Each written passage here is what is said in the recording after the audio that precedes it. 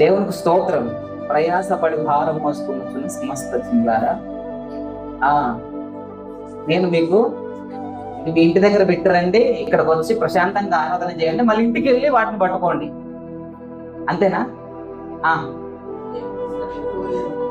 సమస్యలు ఇక్కడికి తీసుకురావాలి, తీసుకొస్తే దేవుడు వాటిని సెట్ చేస్తాడు. ఓకేనా? సమస్యలు ఇక్కడికి ఎందుకయ్యా అంటారా? హాస్పిటల్కి రోగస్తుల్ని పట్టుకొని పోతారు.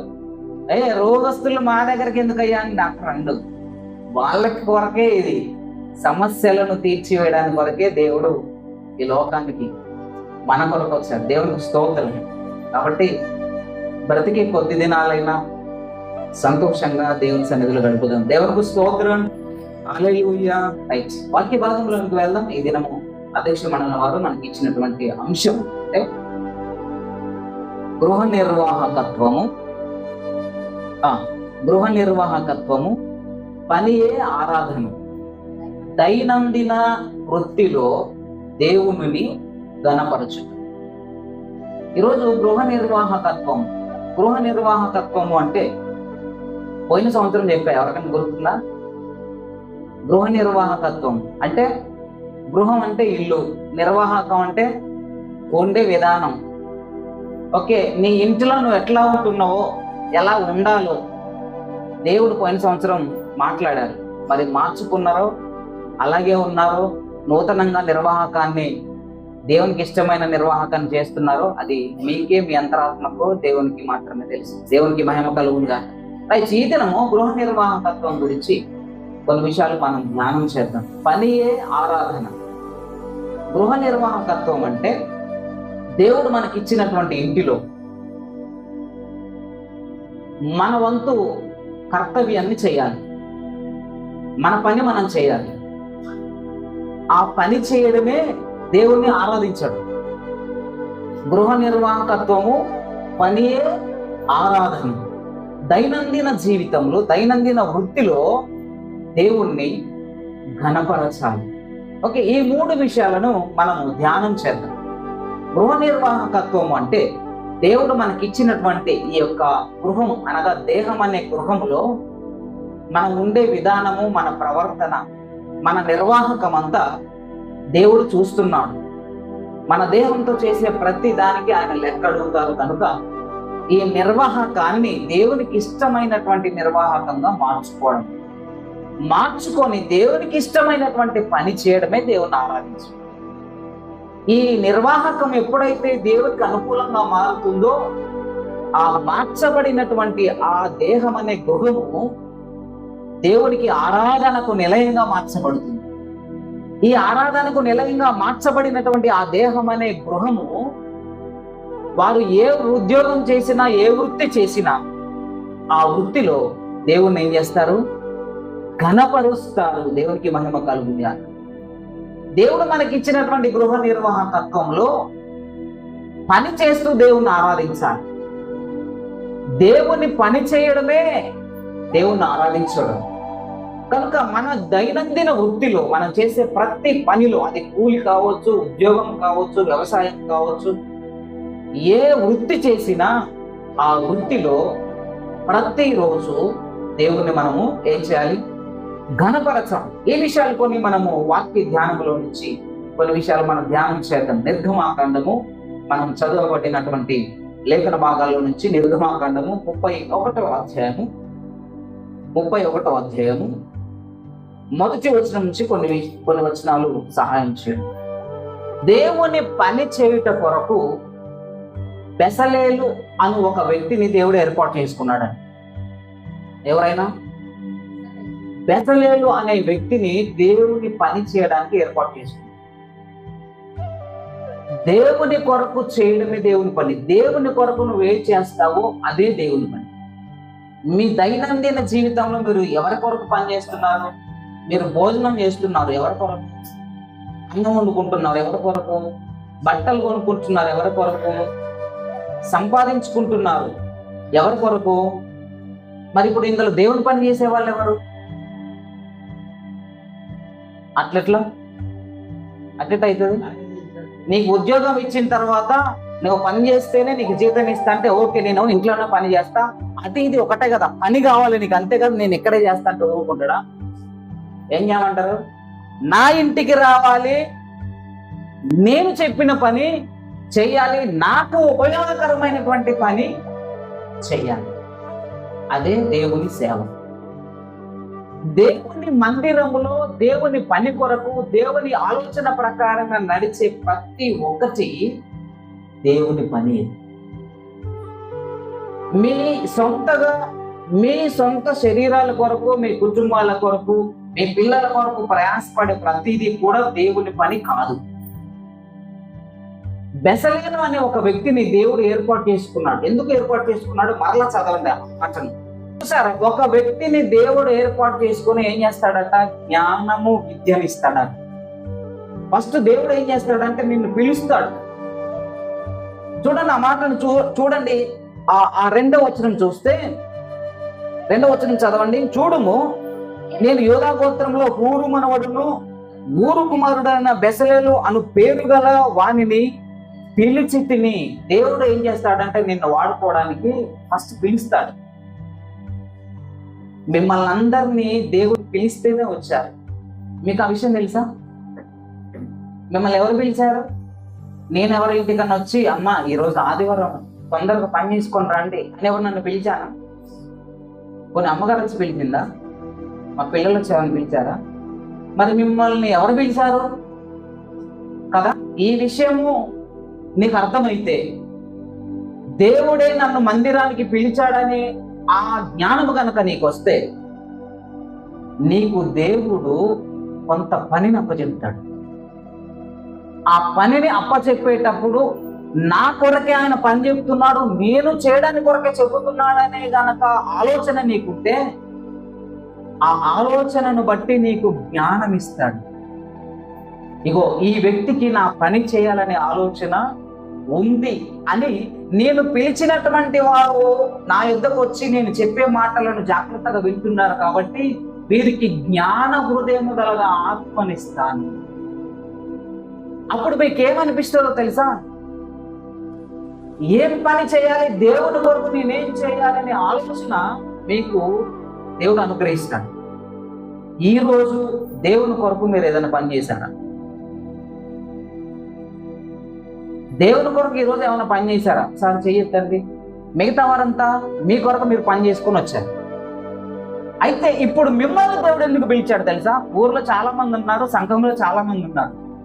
మీరు మాత్రమే రావాలని అంతరాత్మలో దేవుడు ప్రేరేపించి వచ్చి తీసుకొచ్చి కూర్చోబెట్టి మీ మాటలు, దేవుని మాటలు వినడానికి మీకు జ్ఞానాన్ని ఇస్తున్నాడు. చూడు, మీతో దేవునికి పని ఉంది. మీరు దేవుని పని చేయడానికి దేవుడు మిమ్మల్ని పిలిచాడు. అందుకే వచ్చి కూర్చున్నారు. చూడండి ఎంత ఆసక్తిగా మీరు మాటలు వింటున్నారో. మీ మొహాలు చూస్తూ ఉంటే నిజంగా దేవుడే మాట్లాడుతున్నాడు అన్నట్టుగా ఉంది. దేవుడు పిలిచినప్పుడు నీవు వచ్చావు కనుక దేవుని మాటలు ఆలకిస్తే దేవుని కొరకు ఏదైనా పని చేయాలి అనే ఆలోచన దేవుడు నీకు తప్పిస్తాడు. అప్పుడు ఏం చేస్తాడంటే, ప్రభువా నేను నీ కొరకు ఏదైనా పని చేయాలని ఆశపడుతున్నానయ్యా అంటే దేవుడు జ్ఞానం ఇస్తాడు. చూడండి ఆ మాట చదివితే, ఏ జ్ఞానం ఇచ్చాడట? విచిత్రమైన పనులను కల్పించుటకును, బంగారంతో వెండితో ఇత్తడితో పని చేయుటకును, ఆ పొదుగుటకై రత్నములను సానబెట్టుటకును, చెక్కుటకును, సమస్త విధములైన పనులను చేయుటకును, జ్ఞాన విద్య వివేకములు. దేవుని పని చేయడానికి నాకు అది రాదండి, నాకు ఇది రాదండి, నాకు అసలు నాకు ఆ పని కుదరదండి అని అనరు. మీకు రాని పని అంటే ఏమున్నదు? దేవుని కొరకు పని చేయడానికి దేవుడు సకల విద్య జ్ఞానం ఇస్తాడు. ఆమేన్. దేవునికి మహిమ కలుగును గాక. అసలు నీకు ఆశ ఉంటే కదా, 10th క్లాస్ అయిపోయిన తర్వాత పిల్లలు, అరే నువ్వు ఏం చదువుతావురా, ఏం తీసుకుంటావా ఇంటర్మీడియట్లు అంటే, ఒకడేమో ఎంపీసీ అంటాడు, ఒకడు బైపీసీ అంటాడు, ఒకడు సిఈసీ అంటాడు, ఒకడు హెచ్ఈసీ అంటాడు. ఎందుకు? ఎవరికి ఇష్టమైనటువంటి ఆలోచన ప్రకారంగా వాళ్ళు సబ్జెక్టులు ఎంచుకుంటారు. అంతకి ఏమో నాకేం అర్థం కావట్లేదంటే అనుభవజ్ఞులైనటువంటి వారు, పెద్దలైనటువంటి వారు వారికి కాస్త సలహా ఇస్తారు. అరే ఈ సబ్జెక్ట్ చదివితే ఇగో ఈ గ్రూప్ తీసుకుంటే భవిష్యత్తులో ఇలాంటి వ్యక్తి అవుతావును అని వాళ్ళు సలహా ఇస్తారు. అందుకే మీరు దేవుని సన్నిధికి వచ్చిన తర్వాత మీ ఆలోచన విధానాన్ని బట్టి దేవుడు మీకు జ్ఞాన హృదయం ఇస్తాడు. ఆ జ్ఞాన హృదయం మాత్రమే కాదండి, ఏ పని చేయడానికి, అన్ని పనులు చేయడానికి. ఈ ఆలోచన విధానం నీకు రావట్లేదు అంటే దేవునికి నువ్వు అవసరం లేదని అర్థం. నీకు ఆలోచన వస్తుందంటే దేవుడు నీతో పని చేయించుకోవాలని, ఆయన నీకు ఇచ్చినటువంటి గృహంలో నిర్వాహకము, దేవునికి ఇష్టమైనటువంటి నిర్వాహకము నిర్వహించాలని, నువ్వు ఆయన పని చేస్తూ దేవుని ఆరాధించే వ్యక్తిగా ఉండాలని దేవుడు కోరుకుంటున్నాడు. నీకు ఆశ కనుక ఉంటే దేవుడు నీకు జ్ఞాన హృదయం ఇస్తాడు. చదువున్నమాట, అన్ని పనులు చేయడానికి. వెండితో బంగారంతో బెసలేలను ఎందుకో రికార్డ్ చేసుకున్నాడంటే అన్ని రకములైనటువంటి పనులు చేయడానికి, సానబట్టడానికట, కొయ్యడానికట, వెండి బంగారము అన్ని రత్నములను సానబట్టడానికి కూడా తగిన జ్ఞానము దేవుడే ఇచ్చాడు. చదవండి, జ్ఞాన విద్య వివేకములను సమస్తమైన పనులు. ఏం పనులు? కీబోర్డ్ కొట్టండి, నాకు రాదండి. వస్తుందా? రాదండి అంటే రాదు. ప్రభువా, నేను నీ పని చేయాలనుకుంటున్నా, నాకు జ్ఞానమి. ఇది నా సొంత ప్రయోజనం కొరకు కాదు, నేను ఆరాధించడానికి. నేను నీ పని ఎందుకంటే నేను ఆది సోమవారం మొదలుకొని శనివారం వరకు నా సొంత పనులే చేస్తున్నా. కానీ ఒక్క వారము లేదా 1 గంట లేదా 2 గంటలు నీ పని చేయాలనుకుంటున్నా. నన్ను ఏం చేయమంటా? నాకు ఒక ఫలాంది ఆశ, నాకు కాంగో కొట్టాలని, లేకపోతే ఒక పాట పాడాలని, ఉదయాన్నే లేచి ఆరాధన కొరకు ప్రార్థన చేయాలని, ఏదో ఒక పని నేను చేస్తా ప్రభువా, నాకు అది నేర్పిస్తావా అంటే దేవుడు 100కి 1000% నేర్పిస్తా. నీకు ఆశ ఉండాలే కానీ ఆశ గల ప్రాణాన్ని దేవుడు తృప్తిపరుస్తాడు. ఏం ఆశ? అబ్బా, నెక్లెస్ కొనుక్కోవాలని ఆశ ఉంది అని అంటే ఈ ఆశ గల ప్రాణాన్ని దేవుడు తృప్తి ముందు కష్టపడాలంటాడు. నువ్వు నెక్లెస్ కొనుక్కుంటే నాకేంటి ప్రయోజనం అంటాడు. నువ్వు వడ్డానం కొనుక్కుంటే నాకేంటి ప్రయోజనం అంటాడు. దేవుని పని చేయాలి. అందుకే దేవుడు మిమ్మల్ని పిలిచి ఆయన పని చేయడానికి మీకు ఆలోచన కల్పిస్తున్నాడు. ఏదైనా పని ఆయన కొరకు చేయాలి. నువ్వు ఖాళీగా వచ్చి కూర్చొని వెళ్ళిపోవడానికి కాదు దేవుడు నిన్ను పిలిచి. ఏదో ఒక రకమైన పని ఆయన కొరకు నువ్వు చెయ్యాలి. ఈ బెసలేలను అన్ని పనులు చేయడానికి తగిన జ్ఞానం ఇచ్చాడు. ఆ జ్ఞాన విద్య వివేకములను చూసారా, అన్ని పనులు, సమస్తమైనటువంటి పనులు, నేర్పును. అసలు ఆమె దేవునికి మహిమ కలుగును గాక. ఏ ఆత్మ పూర్ణుడట? దేవుని ఆత్మ పూర్ణులుగా చేస్తాడట. దేవునికి మహిమ కలుగునుగా. గట్టిగా చప్పట్లు కొట్టి దేవునికి ఏం ఇస్తాడు దేవుడు? దేవుని ఆత్మ పూర్ణతనికి ఇస్తాడు. దేవుని మందిరంలో పని చేయాలంటే, దేవుని పని చేయాలంటే నీకు ముందు ఆశ ఉండాలి. ఆశ ఉంటే మందిరానికి, ఆయన పిలుపును విని మందిరానికి వస్తావు. మందిరానికి వచ్చినటువంటి వారిని దేవుడు పరిశీలిస్తాడు. వీరికి ఎలాంటి ఆశ ఉందో చూద్దామని పరిశీలించినప్పుడు నీకు గనక చిన్న ఆశ కనుకుంటే నీకు జ్ఞాన విద్య వివేకములు గల మనసునిస్తాడు. దేవుని పరిపూర్ణమైనటువంటి ఆత్మ కలిగినటువంటి శక్తిని దేవుడు అనుగ్రహిస్తాడు. ఎందుకో తెలుసా? ఆయన పని చేయడానికి. నీకు చేత కాదని కాదు. ఇక్కడ ఎవరు చేతగానోళ్ళు లేరు. ఎందుకు చేతగానోళ్ళు లేరు అని అంటే దేవుడు అందరికీ సమస్తమైన జ్ఞానం ఇచ్చాడు. మీరు ఆలోచించే విధానాన్ని బట్టి మీకేమీ చేతగాదు. ఇక్కడ మంచి మంచి పాటలు పాడే వాళ్ళు ఉన్నారు, కానీ ఒక్కళ్ళు మైక్ పట్టుకొని పాడరు. మంచి ప్రార్థన చేసే వాళ్ళు ఉన్నారు. ఇక్కడ ఉన్నటువంటి వారు ప్రార్థన చేస్తే అద్భుతాలు జరుగుతాయి, కానీ వాళ్ళు ఎందుకో తెలుసా? నేనా ప్రార్థన అంటారు. మరి ఎందుకు వచ్చి కూర్చున్నావు? ఆదివారం కాబట్టి వచ్చి కూర్చున్నావు కాదు. ఇది దేవుడు కోరుకునేది కాదు. నీవు ఏదో ఒక పని దేవుని కొరకు చెయ్యాలి. ఆ చేసిన పనిని బట్టి దేవుడు ఆరాధింపబడతాడు. అదే పనిని బట్టి దేవుడు గణపరచబడతాడు. దేవునికి మహిమ కలుగుగాక. ప్రతి ఒక్కరు దేవుని కొరకు ఏదో ఒక పని చేయాల్సింది. ఎలా చేయాలి ప్రభు అంటే దేవుడే ఆత్మపూర్ణులు. దేవుని ఆత్మపూర్ణత నీకు కలుగు చేస్తాడు. చదువు నా మాటను. దేవుని ఆత్మపూర్ణుడిగా చేసి ఉన్నాను. అందరికీ దేవుడు ఆత్మపూర్ణత ఇస్తాడు. నీకు ఆశ కలగాలి. ప్రభు, నేను పలాని పని చేస్తాను, నేను ఊరుస్తానయ్యా, నేను మైక్ పెడతా, నేను పాట పాడుతా, నేను కాంగో కొడతా, నేను కీబోర్డ్ ప్లే చేస్తా, నేను సేవకునికి సహకరిస్తా. మందిరంలో ఏ పని ఉంటే ఆ పని నేను చేయడానికి నాకు ఆశ ఉంది ప్రభువా. నేను ఏ పని నీ కొరకు చేయలేకపోతున్నా, కనీసం ఆదివారం అయినా వచ్చి మైక్ పెట్టినా నీకు ఆశీర్వాదం తెలుసా? పట్టలేసినా నీకు ఆశీర్వాదం తెలుసా? దేవుని మందిరంలో ఒక పిచ్చి గడ్డి మొక్క తీసివేసినా నీకు ఆశీర్వాదమే. నేను దేవుని పని చేశానని గర్వంగా చెప్పవచ్చు. కాకపోతే నువ్వు చేసిన కష్టాన్ని బట్టి దేవుడికి ప్రతిఫలం ఇస్తాను. ఓకేనా? నెల రోజుల్లో ఒకటే రోజు ఉద్యోగం చేసి నేను ఉద్యోగం చేస్తున్నా, నాకు ఇప్పుడు జీతం వస్తుంది చూడండి అంటే ఏమొస్తుంది జీతం? ఒక్కరోజు పని చేసి ఏం జీతం వస్తుంది? ఒక్కరోజుకు తగ్గట్టే వస్తుంది, అంతే కదా? కాబట్టి దేవుని పని చేయడానికి, ఆయన గృహములు నిర్వాహకత్వము చేయడానికి, ఆయన పని చేయడానికి ఆరాధన కలిగి దేవుని సన్నిధికి రాగలగాలి. కిందికి వెళ్తే చూడండి, ఇంకా ఎవరిని ఏర్పాటు చేసుకున్నాడు అంటే చూడండి, 5వ వచనం చివరిలో ఉంటుంది. 6వ వచనం చదవండి. జ్ఞానమును ఉంచి ఉన్నాను. ఎవరికైతే జ్ఞానం ఉంటుందో వారందరి హృదయాలలో జ్ఞాన హృదయాన్ని దేవుడు ఉంచుతాడట. నీకు జ్ఞానము కలుగజేస్తాడు దేవుడు. దేవునికి మహిమ కలుగును గాక. బెసలేలును అహోనియాగును దేవుడు ఏర్పాటు చేసుకున్నాడు. ఈరోజు దేవుడు నిన్ను కూడా ఒక ప్రత్యేకంగా ఏర్పాటు చేసుకున్నాడు అనే విషయాన్ని జ్ఞాపకం చేస్తాడు. కాబట్టి ప్రియమైన దేవుని బిడ్డలారా, ఈ లోకానికి మనం ఏమీ తీసుకురాలేదు, ఏమీ తీసుకొని పోము. కాబట్టి ఈ మధ్యకాలంలో మనల్ని దేవుడు సృష్టించినందుకు దేవుని కొరకు పని చేయడానికి ఇష్టపడాలి. గట్టిగా చెప్పబట్టి దేవుని మహిమ వర్గం. మనదేమీ లేదు, మనదేమీ లేదు. ఈ బట్టలు వేరొకళ్ళే, ఓకే? మన ఆస్తి వేరొకళ్ళది. ఈ శరీరం కూడా మనది కాదు. మందేనా? కప్పి పెడితే 3 రోజులకు అసలు మాయమైపోతుంది, కనపడను కూడా కనపడదు. మనదంటూ ఈ లోకంలో ఏమీ లేదు. కాబట్టి దేవుని నీ దేహముతో దేవుని పని చేయడానికి ఇష్టపడండి.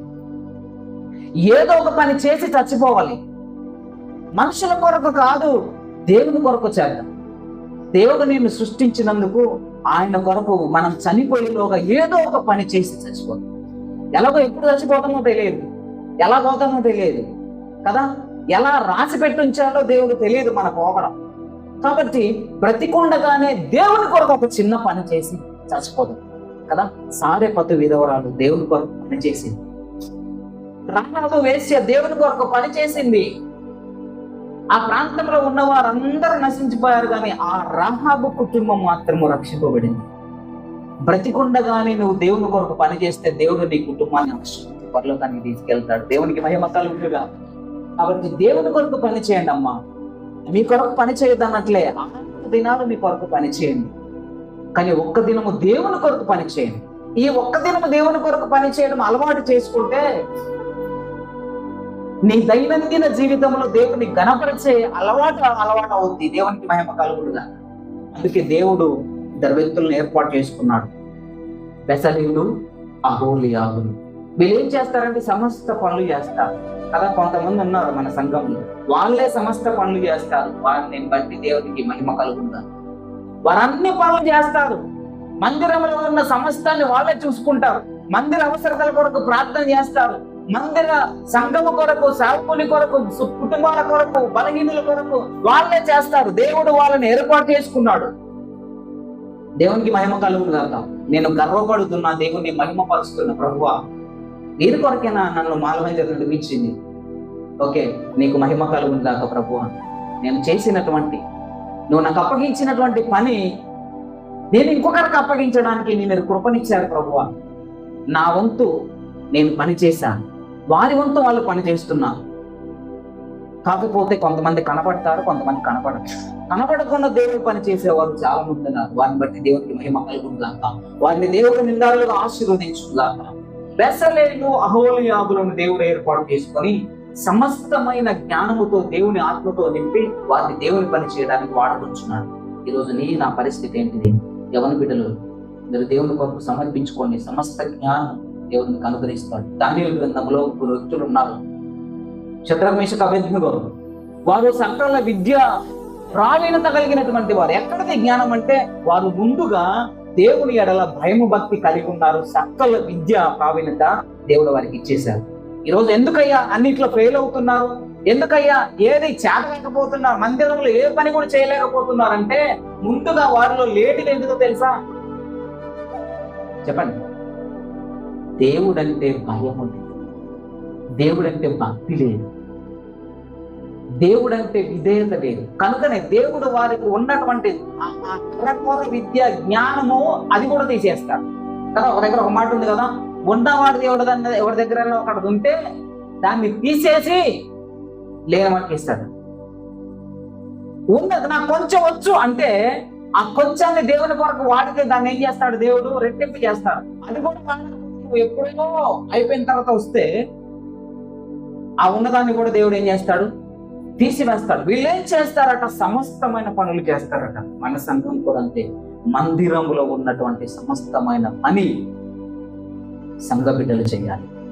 ఆమేన్. దేవునికి మహిమ కలుగునుగాక. ఈ రోజు నుంచి మీరు ఆలోచించండి, ఒక్కసారి ఆలోచించండి, మీరు దేవుని కొరకు ఏం పని చేస్తారు. ఇక నుంచి ఏదో ఒక పని చేయడానికి తీర్మానం చేసుకోండి. ఆ పనిని బట్టి దేవుడు మిమ్మల్ని పరలోక రాజ్యానికి తీసుకెళ్తాడు. దేవునికి స్తోత్రం. ఇది గృహ నిర్వాహకత్వం. దేవుడు నీకు ఇచ్చినటువంటి గృహములో నువ్వేం పని చేస్తున్నావు దేవుని కొరకు, నీ పని దేవుని పని చేయడమే దేవుని ఆరాధించడం. దేవుని ఆరాధించడం అంటే ఏంటిది? చప్పట్లు కొట్టి పాటలు పాడి ఆరాధన చేసి దేవునికి స్తోత్రం అండమా? కాదు. మందిరాన్ని ఊడవడం కూడా ఆరాధన చేయడమే. మందిరంలో ప్రతి పని చేయడము దేవుని ఆరాధించడమే. సేవ కొరకు సహకరించే ప్రతి పని అది ఆరాధన కిందకే వస్తుంది కదా. వీళ్ళు ఆరాధన చేయడానికి కొరకు, మందిరంలో ప్రతి పని చేయడానికి కొరకు దేవుడు వారిని ఏర్పాటు చేసుకున్నాడు. షడ్రక్ మేషక్ అబేద్నెగోలను దేవుని పని చేయడానికి దేవుడు ఏర్పాటు చేసుకున్నాడు. పౌలు గారిని, మోషేని చూడండి ఒకసారి. ఏప్రిల్ ప్రశ్న పత్రిక ఒకసారి అపోస్తుల కార్యములు 7వ అధ్యాయం 22వ వచనం చూడండి. అపోస్తుల కార్యములు 7వ అధ్యాయం 22వ వచనం చూస్తే అక్కడ చూసారా, మోషే ఎలా ఉన్నాడట, సకల విద్యా ప్రావీణ్యత కలిగి మాటలలోనూ పనులలో దేవుని జ్ఞానాన్ని పొందుకున్నాడు మోషే. మనం కూడా ప్రతి పనిలో దేవుని జ్ఞానము కలిగి ఉండాలి. దేవునికి మహిమ కలుగును గాక. ప్రతి పనిలో దేవుని జ్ఞానము కలిగి ఉండాలి.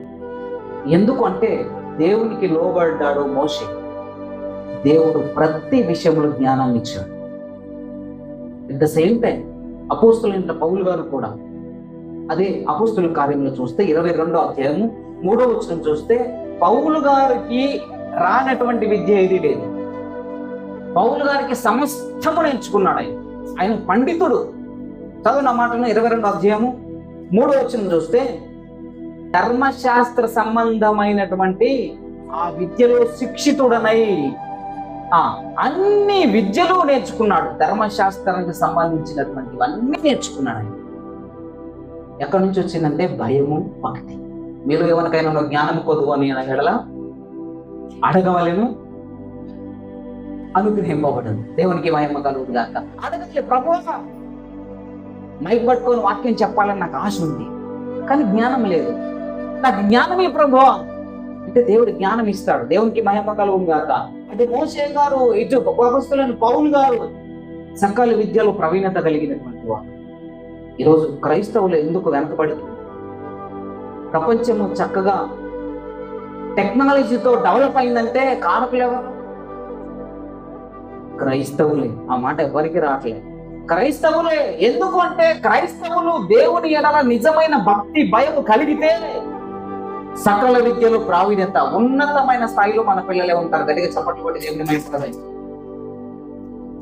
ఉన్నతమైన స్థాయిలో మన పిల్లలే ఉంటారు. లేరా జెమిమా రోడ్రిగ్స్ కదా, ఆమె దేవుణ్ణి నమ్మినటువంటి కుమార్తె. ఇలా చెప్పుకుంటూ పోతే బోలెడు మంది ఉన్నారు. ఎవరు వీళ్ళు?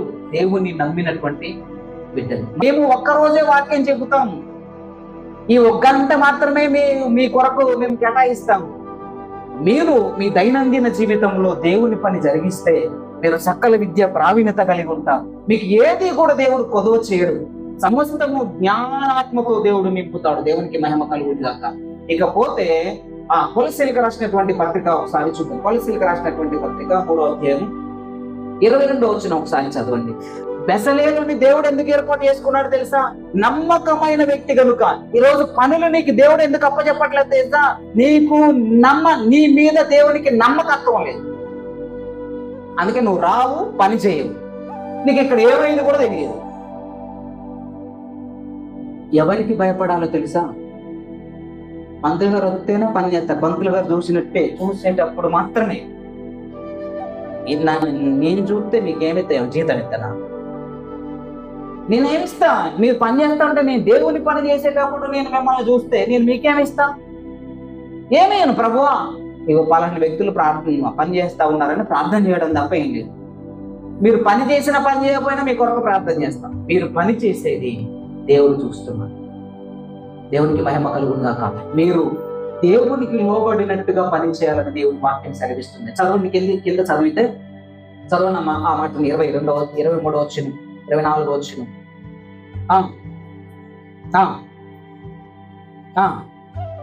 ఎరుగుదురు గనుక మీరేమి చేసినాను అది మీరే పని చేసినా అది మనుషుల నిమిత్తము కాక ప్రభువు నిమిత్తమని మనస్ఫూర్తిగా ఎవరి కోసం పని చేయాలో తెలుసా? ఇది దేవుని కొరకు, ఇది దేవుని కొరకు అని దేవుడు నీకు అప్పగించినటువంటి పనిని మనుషులు చూడటానికి కొరకు కాదు, దేవుడు చూడడానికి కొరకు పని చేయాలి. నువ్వు చేసే పనిలో యథార్థత కనపడాలి. మీరు ఎవరికి లోబడి ఉండాలి, ఎవరు చూస్తున్నారని భయం ఉండాలి తెలుసా? దేవుడు చూస్తున్నాడనే భయం ఉండాలి. నీ దైనందిన జీవితంలో, నువ్వు దైనందిన వృత్తిలో దేవుడు నిన్ను చూస్తున్నాడనే భయం కలక నీకుంటే, మనం ఎందుకు ఇట్లా ఉంటామండి? పేదరికంలో, మధ్యతరగతి జీవన విధానంలో ఎందుకు ఉంటామో తెలుసా? మనుషులు ఉన్నప్పుడు ఒక రకంగా ఉండి, మనుషులు లేనప్పుడు ఒక రకంగా ఉండి, పెద్దవాళ్ళు రాగానే వీళ్ళ మీద ఏదో 4 మాటలు చెప్పి మంచి వాళ్ళం అనిపించుకొని వాళ్ళ దగ్గర 10 రూపాయలు సంపాదించి అవి ఒక్క రోజుల్లోనే తిని, అందుకే మన జీవితాలు ఇలా ఉన్నాయి. యేసేపు జీవితం ఎందుకంత ఉన్నతమైన స్థితికి వెళ్ళిందో తెలుసా? నా దేవుడు నన్ను చూస్తున్నాడు. మాటలోను, క్రియలోను, పవిత్రతలోను, యథార్థతలోను ఎవరు నన్ను చూసినా చూడకపోయినా నా దేవుడు నన్ను చూస్తున్నాడని ఆ నమ్మకం గనక దేవుడు నీ మీద పెట్టుకుంటే, దేవుడు నువ్వు ఎక్కలేని ఎత్తైన కొండకు తీసుకెళ్తాడు. దేవునికి మహిమ కలుగునుగాక. కాబట్టి దేవునికి యథార్థత కలిగి ఉంటాం. దేవుడు మిమ్మల్ని చూస్తున్నాడని భయము కలిగి దేవునికి మాత్రమే లోబడండి. దేవునికి మాత్రమే యథార్థంగా కలిగి ఉండండి. శక్తి వంచన లేకుండా పని చేయండి. ఎవరు చూస్తే నీకు జీతం ఎక్కువ ఇస్తారని, ఎవరో చూస్తే నిన్ను మెచ్చుకుంటారని మనుషులను సంతోష పెట్టేటట్టు మాత్రం చేయమాకండి. దేవుడు అనేవాడు ఒకడు ఉన్నాడు. నువ్వు కూర్చున్నా, నిలబడ్డా, మాట్లాడినా నిన్ను గమనిస్తూ ఉన్నాడు. ఆయన నిన్ను చూస్తూ ఉన్నాడు. ఏ స్థలంలోనైనా యథార్థత కలిగి ఉన్నా నిన్ను గమనించి ఆయన నిన్ను ఇష్టపడ్డాడు. కాబట్టి మీ మీ జీవితాలలో యథార్థతను కలిగి ఉండండి. దేవుడిని మెప్పించే బిడ్డలుగా ఉండండి. మూర్ఖులైనా, ప్రభువా ఇది నువ్వు నాకు అప్పగించిన పనిని నేను మనస్ఫూర్తిగా చేస్తాను ప్రభువా, సమస్తము ఆయన కృతజ్ఞతాస్తుతులు చెల్లిస్తూ పని చేయండి కదా. యేసేపు అట్లా కృతజ్ఞతాస్తుతులు చెల్లించలేదా? గోతులో పడేస్తే ప్రభువా ఇది నాకు ఇచ్చిన ధన్యత ప్రభు అని కృతజ్ఞతాస్తుతులు చెల్లించారు. జైల్లో పడేస్తే అక్కడ ఎవరిని తిట్టలేదు. ఈ రాజు మూర్ఖుడు, ఈ పనులు నా మీద నిందలేశారు, ఈ ఊరు మంచిది కాదు, ఈ సంఘం మంచిది కాదు, వాడు మంచోడా, వీడు నా మీద ఏమో చెప్పింది, ఆమె చెప్పింది, ఇలాంటి ఏం చెప్పలేదు. దేవునికి మహిమ కలుగును కాదు, దేవునికి మహిమ కలుగును కాదు అన్నాడు ఆయన. యేసేపు గారు అంతే. ఎక్కడ ఏ స్థితిలో ఉన్నా ఆ స్థితిలో దేవుణ్ణి మహిమపరిచాడు. ఆ స్థితిలో యథార్థంగా ఉన్నాడు. ఆ స్థితిలో దేవుణ్ణి మహిమపరిచాడు, దేవుణ్ణి కనపరిచాడు. నీకున్న ఏ స్థితి అయినా పర్వాలేదు, ఇబ్బంది పెట్టే స్థితి అయినా పర్వాలేదు, సంతోష పెట్టే స్థితి అయినా పర్వాలేదు, కష్టపడే స్థితి అయినా పర్వాలేదు, ఎలాంటి స్థితి దేవుడు నీకు ఏ స్థితిని అనుగ్రహిస్తే ఆ స్థితిలో దేవుణ్ణి మహిమపరచు. నేను తిట్టే వారి మధ్యలో నేను నేస్తాడు, నేను చేరించుకున్న వారి మధ్య నేను నేస్తాడు, నిన్ను అర్థం చేసుకోలేనటువంటి వారి మధ్యకు నిన్ను నడిపిస్తాడు. అక్కడ దేవుని స్తుతించి, ప్రభువా ఇలాంటి మధ్యలో నన్ను మాత్రం ఎందుకు వేసావు తెలుసా? మీద నమ్మకం ఉండి నేను నిన్ను దూషించనని, వీరికి లోబడతానని నా మీద నమ్మకం ఉంది కాబట్టి ఈ స్థలంలో నన్ను వేసావు, నీకు స్తోత్రమయ్యా. పట్టణానికి యోనా పంపించావంటే యోనే కరెక్ట్. అర్థమవుతుందా? ఎవరు కరెక్ట్? యోనానే కరెక్ట్. అందుకే యోనాను పంపించాడు. సొదొమ కుమార పట్టణాలకి లోకం ఎందుకు పంపించాడు? లోకే కరెక్ట్. అక్కడ మానవుడికి దేవుని ఎందుకు పంపించాడు అంటే ఇక్కడ నమ్మకం కాదు కరెక్ట్, అందుకే పంపించాడు. ప్రభు వద్దులే చాలే అయ్యా, 2 సంవత్సరాలు 3 సంవత్సరాలు ఆల్రెడీ ఇక చాలే అంటే ఆగు అంటున్నాడు. ఏమో ప్రభు ఇంకా ఆయాసమే ఒకవేళ మిమ్మల్ని దూషిస్తానేమో, ఇంకా చాలే ఇంకేమన్నా చేస్తారేమో అంటే లేదు లేదు ఆ నమ్మకం ఇంకా ఏం చేయాలయ్యా, ఇంకేం చేయాలి, అయిపోయింది మందిరం అయిపోయింది, ఇంకేం చేయాలంటే నా కొరకు మనుషులను సిద్ధపరచు. గట్టిగా చెప్పట్లు పెట్టి దేవునికి కావాలండి, దేవునికి మీరు కావాలండి, దేవునికి రానటువంటి వారు వదిలేయండి, రానటువంటి వారిని వదిలేయండి. మీరు దేవునికి కావాలి, మీరు దేవుని పని చేయాలి, మీరు దేవుని పని చేయాలి. దేవుని పని చేయడానికి మిమ్మల్ని ఏర్పాటు చేసుకున్నాడు. బెసలేలును అహోలియాబును పిలిచినట్టుగా దేవుడు నిన్ను పిలిచాడు. మీరు ఏ పని చేసినా దేవునికి లోనట్టుగా చేయండి, యథార్థంగా చేయండి. కూలి పని చేసినా, ఉద్యోగం చేసినా, ప్రైవేట్ ఉద్యోగం చేసినా, మేస్త్రి పనికి పోయినా, మేషన్ పనికి పోయినా, ఏ పని చేసినా ఆ పనిలో యథార్థంగా చేయండి. దేవుడు మిమ్మల్ని ఆశీర్వదిస్తాడు. ఈ మాల బంచరా ఇలా ఉండదు. మీరు యథార్థంగా పనిచేస్తే దేవుడు సంవత్సరం తిరగకుండానే ఉన్నతమైన స్థితిలోకి దేవుడు ఆశీర్వదిస్తాడంతే. దేవునికి మహిమ కలుగుతుంది కాక. యథార్థత లేకపోవడం, దేవుడు చూస్తున్నాడనే భయం లేదు కాబట్టి ఆశీర్వాదానికి దూరం అయిపోతున్నాం. కాబట్టి మనం అలా ఉండడానికి వీల్లేదు. ఏది చేసినా దేవునికి దాసులమైనట్టుగా చేయండి. ఎవరిని చూసినా ఎలా చూడాలి తెలుసా? ఎలా చూడాలి? దేవుణ్ణి చూసినట్టే చూడాలి. నా దేవుడు ఈయనకి ఎందుకు నన్ను పంపించాడు? ప్రభా నువ్వే దేవుడు అయ్యా అని చెప్పేసి ఏం చేయాలి? లోబడాలి. పరిపూర్ణమైనటువంటి మనసుతో లోబడాలి. అలా లోబడితే దేవుడు మనల్ని ఆశీర్వదిస్తాడు. దేవునికి భయపకలుగుతాక. ఇకపోతే చివరి ఒక మాటను జ్ఞాపకం చేస్తారు. మనం చదువుకున్నటువంటి సువార్త పాఠ్య భాగంలో నుంచి లూకా సువార్త 17వ అధ్యాయం 10వ వచనం ఒకసారి సహాయం చేయండి. ఏం చేస్తారు తెలుసా? ముందు నేను తినేదాకా నాకు పరిచయం చేసిన తర్వాత అప్పుడు నువ్వు వెళ్ళి భోజనం చెయ్యి అంటారు. ఇప్పుడు రాగానే కూలికి రాగానే ఇగో అమ్మ నీ కూలి డబ్బులని చేతులు పెడతారు. చేతులు పెడితే వాళ్ళు ఉంటారా? ఆ కూలి నాకు వచ్చిందిలే రేపు చూసుకుందాలని జంపు. దేవుడు కూడా ఏం చేస్తాడంటే నువ్వు రాగానే నీకు ఆశీర్వాదాలు చేతులు పెట్టాడు. ఏం చేస్తాడు? ప్రభు నన్ను ఏం పని చేయమంటావయ్యా అని లోబడితే అప్పుడు నీకు ఒక పని చెప్తాడు. పని చెప్పిన తర్వాత ఏమనాలట? పని చెప్పిన తర్వాత పని చేసిన తర్వాత ఏమనాలట? పని చేసిన తర్వాత మేము నిష్ప్రయోజకులము, మేము ఎందుకు పనికిరాని వాళ్ళము, అయినా దేవుడు మాకు ఈ పని ఇచ్చాడు, మీరు చెప్పారు కాబట్టి పని చేసేమే తప్ప మేమేమి గొప్పవాళ్ళము కాము అని చెప్పేసి అనండని దేవుడు చెప్తున్నాడు.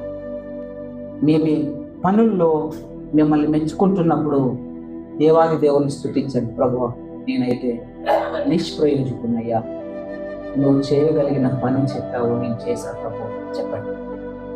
అంతే చెప్పండి. మిమ్మల్ని ఎప్పుడన్నా పొగుడుతూ ఉంటే దేవునికి అప్ప చెప్పండి.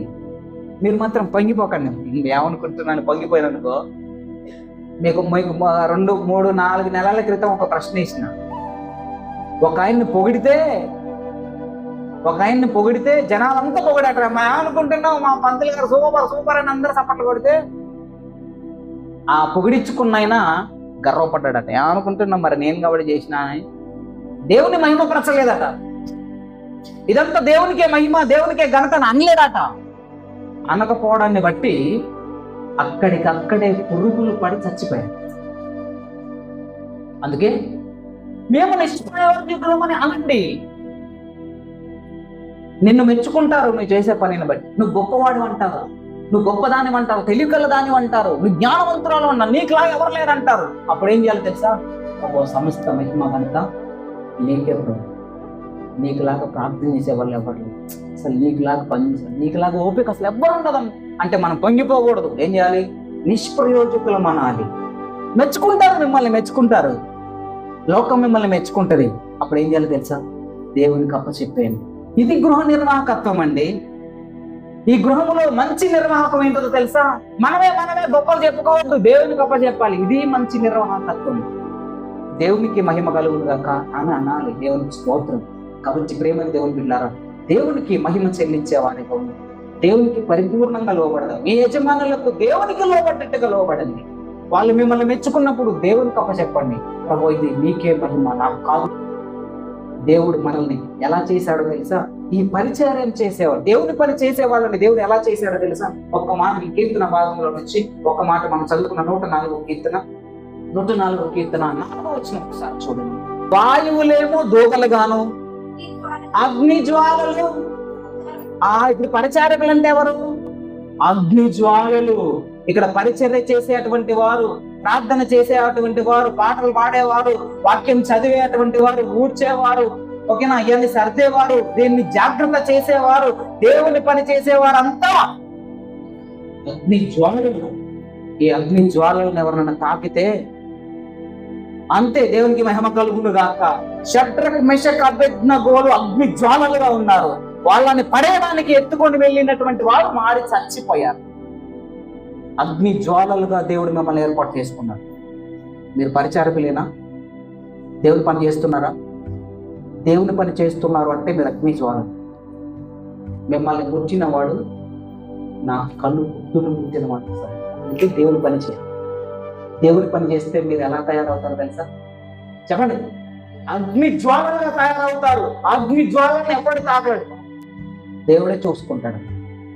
అంతే. సేవకునికి ఎదురు చెబితే, ఈ అగ్ని జ్వాలలకు ఎదురు మాట్లాడితే ఎవరు చూసుకుంటారు? దేవుడే చూసుకుంటాడు. దాని ఎదురు చెప్పి ఆయన మీద పితరులు చెప్పినటువంటి వారి కుటుంబాలు కనపడలే. షడ్రక్ మెషక్ అబేద్నెగోలు పట్టుకున్నటువంటి వారు శవాలు కూడా కనపడలేదు, ఎముకలు కూడా కనపడలేదు.